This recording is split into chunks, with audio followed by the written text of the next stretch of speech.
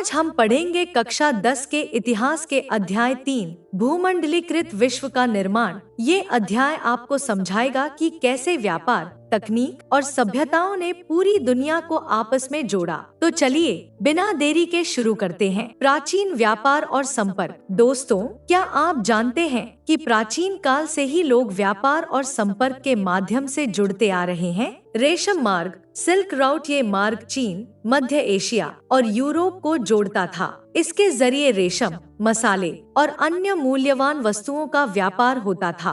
भारत की भूमिका। भारत मसालों, कपड़ों और जवाहरात का एक बड़ा निर्यातक था।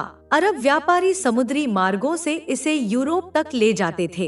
इस तरह प्राचीन व्यापार ने संस्कृतियों को आपस में जोड़ने का काम किया। भाग 2, उपनिवेशवाद और नई आर्थिक व्यवस्था। आइए अब बात करते हैं 15वीं और 16वीं सदी के उस दौर की, जब यूरोपीय ताकतों ने नई दुनिया की खोज शुरू की। खोज यात्राएं। कोलंबस ने अमेरिका खोजा, वास्को डी गामा भारत पहुंचा। उपनिवेशवाद का असर। यूरोपीय देशों ने एशिया, अफ्रीका और अमेरिका को अपने उपनिवेश बना लिया। 3 चीजें महत्वपूर्ण रहीं। लूट, सोना, चांदी और प्राकृतिक संसाधनों की लूट। कृषि व्यापार, बड़े पैमाने पर गन्ना, कॉफी और तंबाकू की खेती। दास व्यापार, लाखों अफ्रीकी लोगों को गुलाम बनाकर नई दुनिया में ले जाया गया। इस तरह उपनिवेशवाद ने वैश्विक अर्थव्यवस्था का आधार तैयार किया। भाग 3, औद्योगिक क्रांति और भूमंडलीकरण। अब आते हैं औद्योगिक क्रांति पर, जिसने 18वीं सदी में पूरी दुनिया को बदलकर रख दिया। प्रमुख आविष्कार, भाप का इंजन, स्पिनिंग जेन और रेलवे।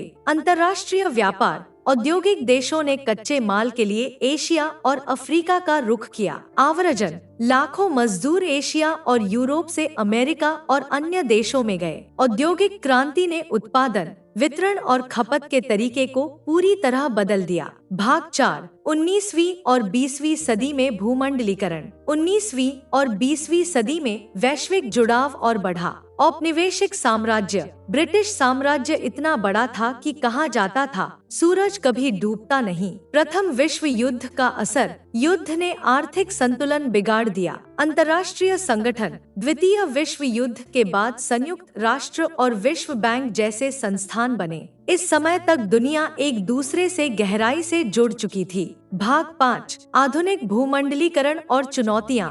आधुनिक युग में तकनीक और इंटरनेट ने भूमंडलीकरण को नई ऊंचाई पर पहुंचाया। तकनीकी क्रांति। इंटरनेट, मोबाइल और सोशल मीडिया ने संचार को आसान बनाया। बहुराष्ट्रीय कंपनियां, गूगल, एप्पल और अमेज़न जैसी कंपनियां वैश्विक अर्थव्यवस्था का नेतृत्व कर रही हैं। चुनौतियां, आर्थिक असमानता, पर्यावरणीय संकट, सांस्कृतिक एकरूपता का खतरा। भूमंडलीकरण ने कई फायदे दिए हैं, लेकिन इसके साथ चुनौतियां भी आई हैं। तो दोस्तों, ये था हमारा अध्याय 3 भूमंडलीकृत विश्व का निर्माण। उम्मीद है कि ये वीडियो आपको पसंद आया होगा। हमारा उद्देश्य है कि आप सीखें और इतिहास को समझकर प्रेरित हों। आज के वीडियो में बस इतना ही। वीडियो को लाइक, शेयर और सब्सक्राइब करना न भूलें। देखने के लिए धन्यवाद। तो जुड़े रहिए I grow up click academy के साथ और हमें कमेंट में बताएं कि आपको ये विषय कैसा लगा। मिलते हैं अगले वीडियो में, तब तक के लिए अलविदा।